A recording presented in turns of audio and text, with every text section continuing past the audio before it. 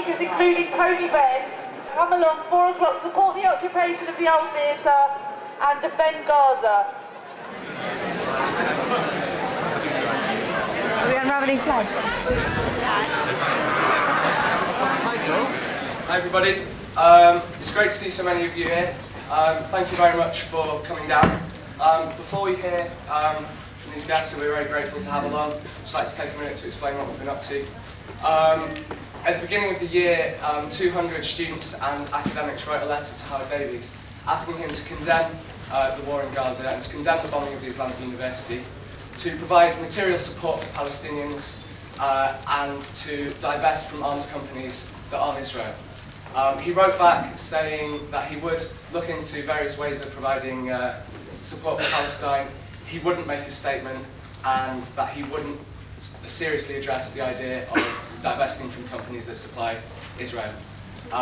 So we took the decision to occupy the theatre to put pressure to try and get these demands met. We began at 3 o'clock yesterday after we passed a successful motion to condemn the Israeli massacre in Gaza. We started planning this a while ago, and as we saw kind of how the massacre in Gaza got worse and worse, and we thought, you know, this is the worst thing that's happened in 40 years. And people started to say, if we'd been at LSE in 1967 in the Six-Day War, which is the last time that something like this had happened, would we really have sat back and just done, you know, vigils and just done meetings? And everyone kind of said, no, we hope we'd have done a lot more than that. We have 6 demands. One is for the school to make a statement condemning the attacking of educational infrastructure in Gaza, including the Education Ministry, including the 2 UN schools and the Islamic University of Gaza. We are also looking for them to divest from firms directly involved in the military arming of Israel, including BAE, which we have evidence of our school investing in indirectly.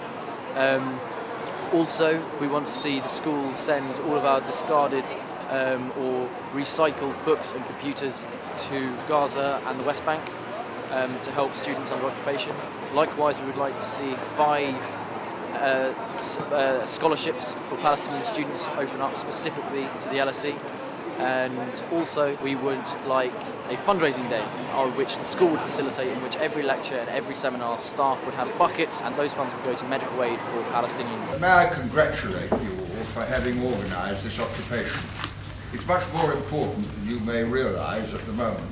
But when people get together and do something, that is when history is changed. If you just sit and grumble and divide and split ideologically, you don't get anywhere. But when you get together and make your own demands, then in the end, those demands are heard. I don't believe in protest. If you protest, you say, I've lost the battle and I don't like it. Well, I'm not in that business. I'm in the business of making demands. We are witnessing a massacre in Gaza.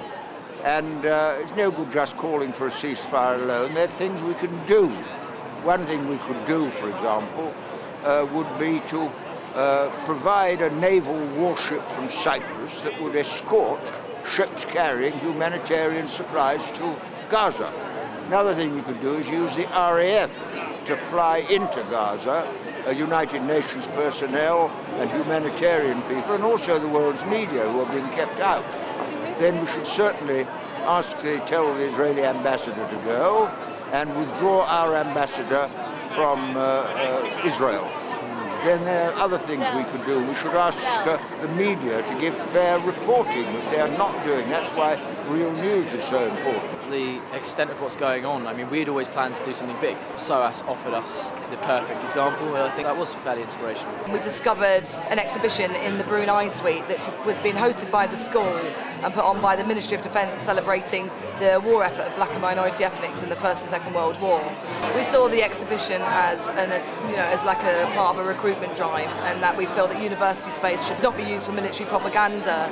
We felt, if nothing else, it was at least insensitive to have this exhibition on at the same time as what's going on in Gaza. The cost of the Brunei Suite to book is £1,000 a day, so we've not been able to use this room. The Ministry of Defence had it for 5 days for free from the school. There was also the issue that the room itself has been privatised to a company called Sodexo, who provide the catering to the American military in Afghanistan and Abu Ghraib, and also run detention centres in England. We've had a campaign at SOAS for quite a few years now against Sodexo. The feeling was unanimous that we definitely wanted to do something about it. So we got locks and various provisions and things and locked the room up, barricaded ourselves in and set to work at dressing up the room, making people from the outside know what we were doing. We set up an email and a blog and took photos and sent out press releases to various groups and media outlets and that sort of thing.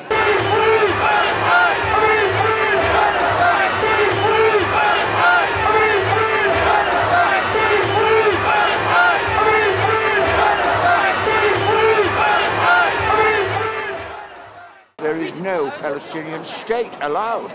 We should demand that Palestine be admitted to the United Nations. We should talk to Hamas ourselves and gradually build up a link that could lead to a lasting peace, because this blockade and the war was triggered when Israel broke the truce.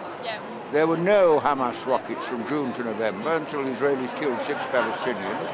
And of course, one of the promises Israel made in June was that they would lift the blockade, which they never did.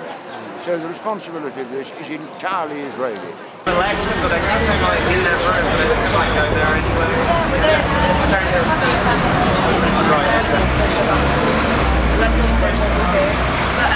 Come along upstairs and We went into occupation this morning at 10 a.m. We're occupying a lecture theatre on the Strand campus.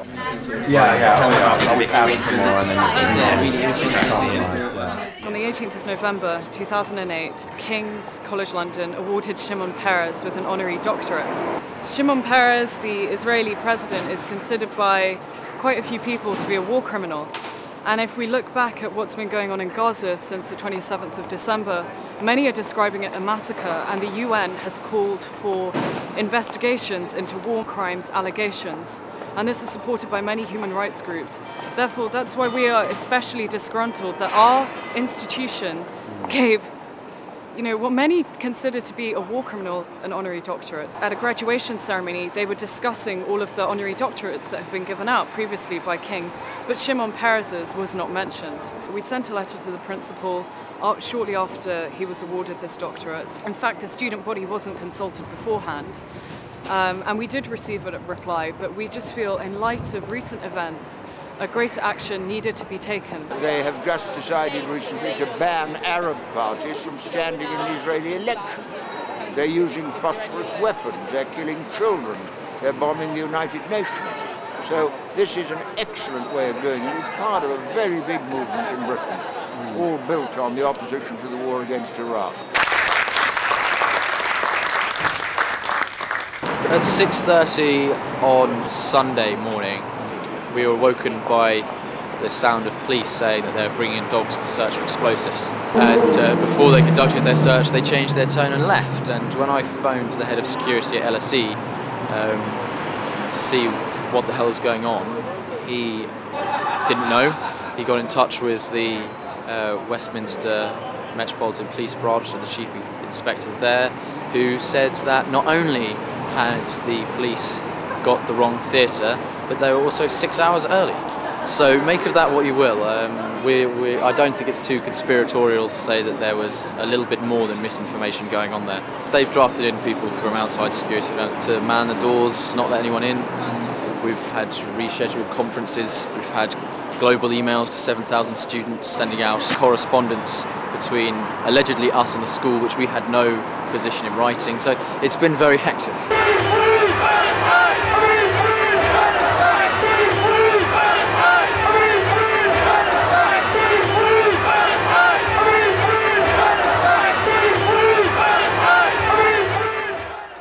Every little bit of support really counts at the moment. If trade union branches could could pass a motion supporting the occupation, if they could send that to Howard Davis, who's the director of LSE, his email is h.davis@lse.ac.uk. Before you occupy, it's very important to have a specific kind of plan as to why you're doing it, and if the occupation is the most successful way of reaching whatever outcomes you want. Focus on what you can do practically to help the Palestinian people. whether or not this is through scholarships, whether or not this is through twinning, whether or not this is through exchange of staff, exchange of resources. These are practical things you do, exchange of lectures, you know. I mean, all you need is 2 computers and Skype and you can transmit lectures to thousands of students in the West Bank and vice versa. Don't rush into it. There's no pressure to go on to occupation, but it is a direct action that has worked. Student actions can have a massive impact, you know, a domino effect, and I think this is what's starting to happen now.